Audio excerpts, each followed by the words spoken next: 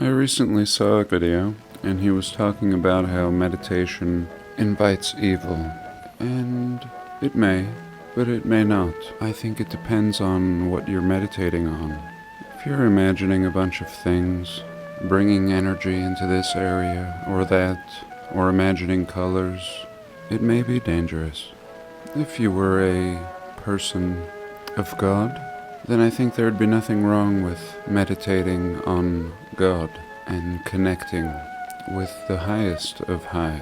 I think they would call this prayer. A very fine line. But truly the idea of sitting down to meditate, as if it's something that's just done once in a while, is pretty ridiculous. One of my favorite philosophers, Lao Tzu, said something along the lines that meditating was stupid and would only serve to narrow the mind. He said, if you want to meditate, go do it in the marketplace. And I agree. I think in our present culture and time, everything has been fractured, separated. Things that were once part of the whole. People go to the gym to take care of their bodies for an hour a day. They go to the church for the spirit once a week. And when it comes to meditation, would sit in a corner for up to an hour a day, quieting their minds. We would hope, but really all these things should be done constantly. The idea of living a more full life would integrate these things into every moment. They would not be reserved for a certain time of day or week or year, such as Thanksgiving. So I hope you're all doing well. I thank you for joining me. As always, this video is brought to you by me. If you're interested in great coffee, I can recommend my favorite blend for the last 25 years. It's roasted in Salt Lake City and contains a blend of Tanzania, Sumatra, and Guatemala.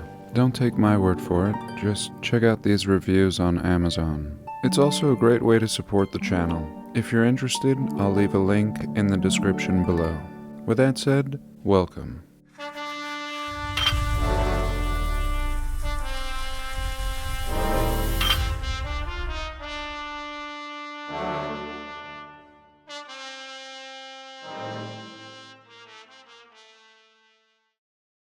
And sometimes we make a recording because we're inspired, and other times it's just so that we can close these windows that we've had open on our desktop for way too long. Let's start today's exploration with Fort Jefferson, one of my favorite American examples of artificial land. Here they call it an unfinished coastal fortress, and is the largest brick masonry structure in the Americas, composed of over 16 million bricks. The building covers 16 acres. The only forts that are larger are Fort Monroe in Virginia, again another star fort, and Fort Adams in Rhode Island. This particular Fort Jefferson is located in the lower Florida Keys, within the Dry Tortuga National Park.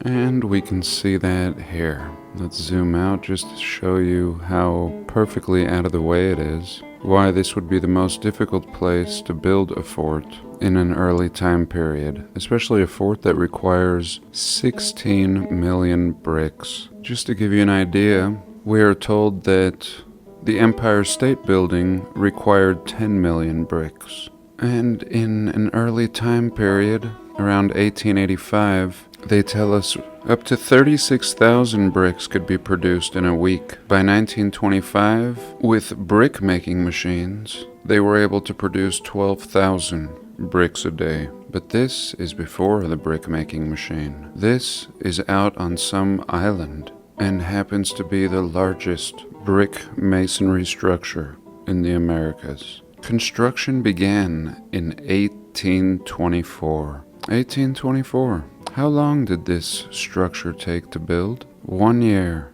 Officially 1825 to 1826. And that's our history. In 1825, in 1 year, they ship 16 million bricks to this little island. I mean, a tiny island, barely large enough to hold this building. And of course this story is completely ridiculous and impossible. This is a star fort, or whatever's left of it, from the old world. Let's try to put ourselves in 1825. Ah, yes. Really, I don't think these men have worked a day in their lives. In their little shiny shoes and tights. How about this picture? This is more like it.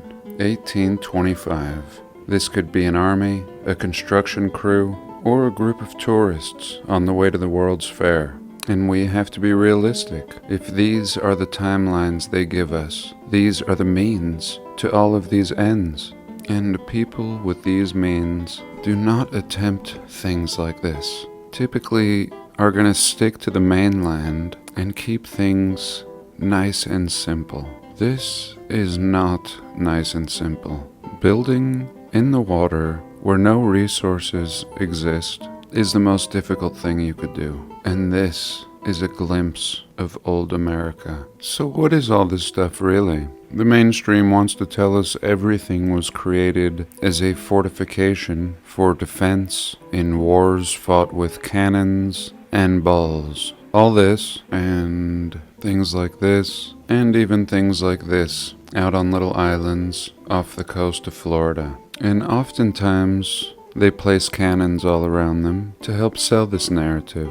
And really, this seems like machinery, some kind of mechanical function, almost seeming as if someone has the ability to open and close valves adjusting the water's level. Here we can see an artificial island on the other side of the realm, not too far from the city of Copenhagen, and we examined that recently, right here. And this is just some little island. We could do this with any little random island, just like we did with Fort Jefferson by Florida. But this one is called the Flak Fortet, and completely an artificial island with a nice artificial wall protecting it. Perfect spacing and mathematics involved. Let's zoom in a little closer and you can see what this consists of. Again, they would tell us it's a fort, and we even see fort in the name. But what is this really?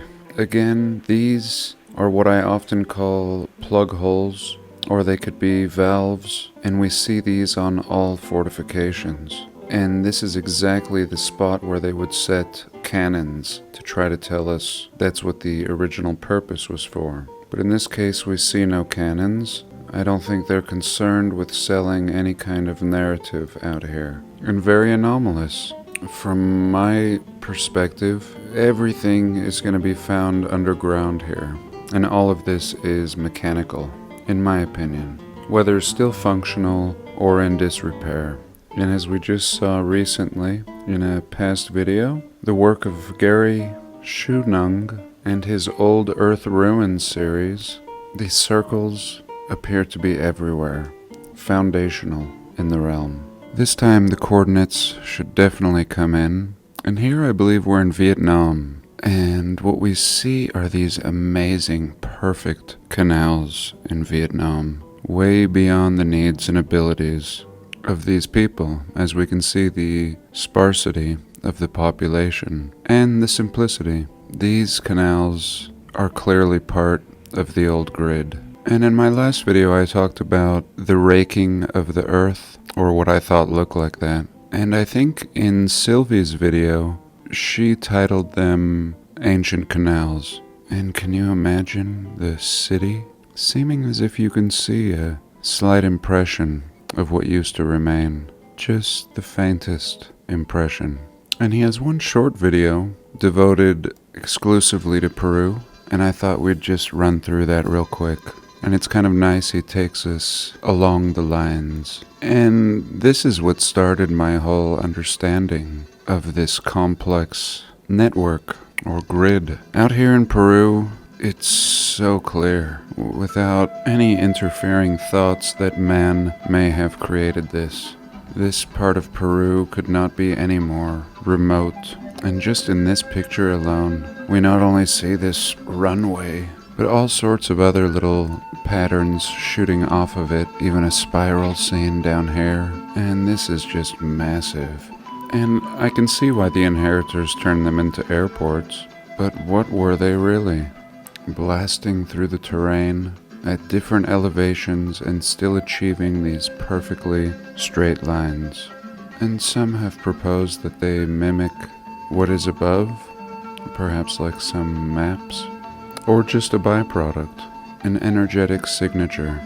And here's a picture of Salt Lake City Temple, still under construction, or I should say renovation, and they just keep revealing more. It really looks like we can see an opening down here, looks like an opening here, and they've just stuck a piece of wood here to block it off. And mind you, this is about 30 plus feet below ground level, and I'm just fascinated with seeing all of this massive equipment of giant machinery being used just to do renovation. And we're told this temple was done without any machinery, besides perhaps some steam implements, but nothing like this. Look at the size of this machine, and excavators just as large, just to clear out the dirt, to do these repairs. And we're told all this dirt would have been cleared out with horse and wagon through rain, sleet, snow and hail. And a real blessing, these renovations, just proving how ridiculous the idea that this could have been done by early pioneer settlers. No shortage of photos all over the internet of this evidence, and very exciting. So the most beautiful buildings, the Romanesque revival, structures blossoming at our lowest point in history. Following the mainstream narrative, this makes no sense.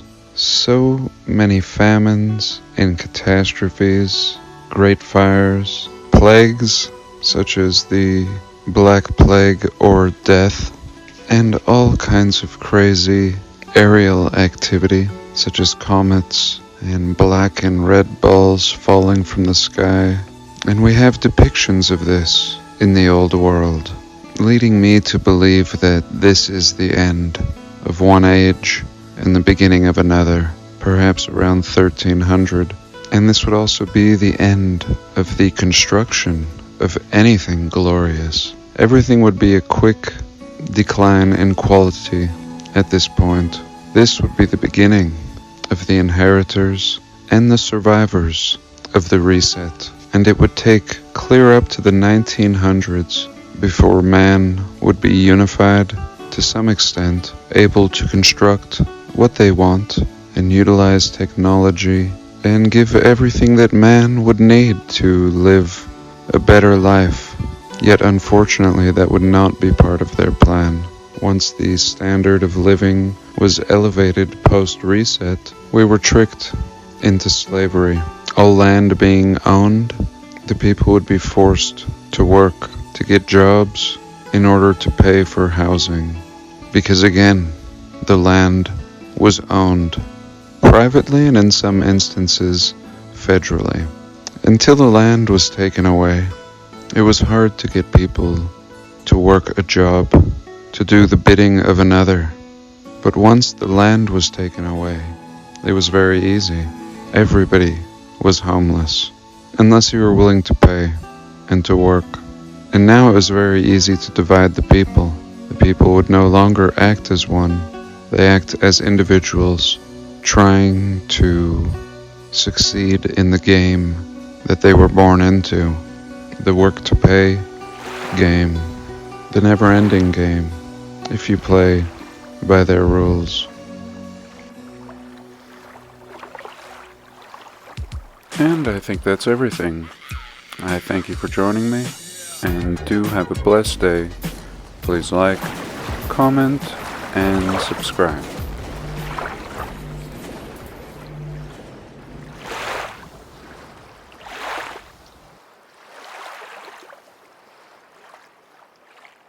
From what I understand of alchemy, It simply mimics the process of God, and this of course has been secret and forbidden knowledge, at least in our short timeline. Somebody not wanting the masses to understand this, and has been kept in secret societies and certain texts, and I hate secrets. However, in this case I'm not sure, because I have not been told this. I've only read the works of Fulcanelli, and also before that ancient Taoist texts, and really ancient Taoist texts opening my eyes to this alchemy, and Fulcanelli just making sense of it all, in my mind. And most people think it's about making gold, and I think this is a byproduct of the process, but a very superficial part of it. And this is both a talk on alchemy and parenthood, and ultimately life. In the process of parenthood, a man essentially plants a seed in the woman, the earth, and without anything more, an alchemical process takes place. No intelligence required from either participants or parents, no special skills. This whole process will happen without any more involvement than their initial exchange. Usually this exchange has nothing to do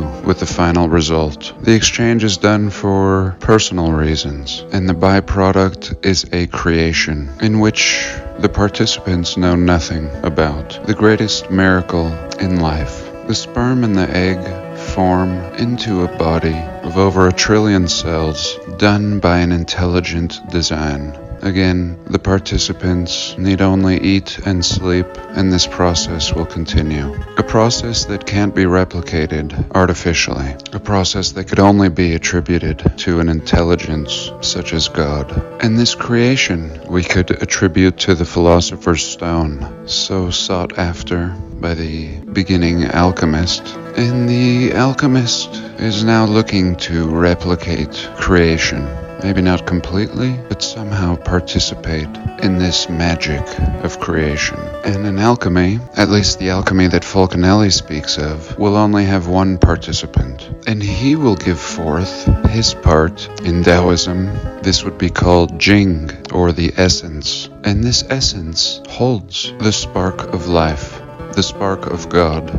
And rather than create another life form, or at least a human life form, the alchemist will create an artificial egg, or just the properties of the egg. And the egg consists of different properties, one being mercury. And he now fuses his living spark and traces of gold and silver and all the other elements that are the building blocks for life. But in this case, infusing them in a conscious matter, in a conscious way, fully aware of this creation and the potential and the ability to encapsulate it in what is called the Philosopher's Stone. And it said the alchemist derives great health and longevity, amongst many other things, from acquiring and successfully accomplishing the creation of this Philosopher's Stone, now a living stone, a part of himself and a part of God, but not created in the same way as two parents may mindlessly create a child,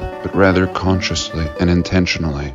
And why has such knowledge been so secretive for so long? And do I even know what I'm talking about when there are so few people to even discuss such things with? But I only propose that we should be aware of this alchemy and how we are the Philosopher's Stones of our parents, for better or for worse. The parent will derive great strength from his child. But if the parents are not fair and just, they will take life force from their child. And if this is the case, it would be best for the child to remove himself from the relationship and cultivate their own energy and life force. And we should always cultivate our life force, or chi. And we should be aware that everything in this realm is ultimately trying to capture this life force. Ultimately, this life force is the greatest currency and should be guarded as your greatest treasure. Even people with the best intentions will unconsciously drain you of this life force. And ultimately, that's everything and anything that all creatures throughout this realm desire. When people fall in love or sit down to consume some food, just looking for the faintest trace of this life force. And most people are only temporarily filled with this chi, because we seek it in all the wrong places. And I guess that's enough ranting. I thank you for being here today, and God bless.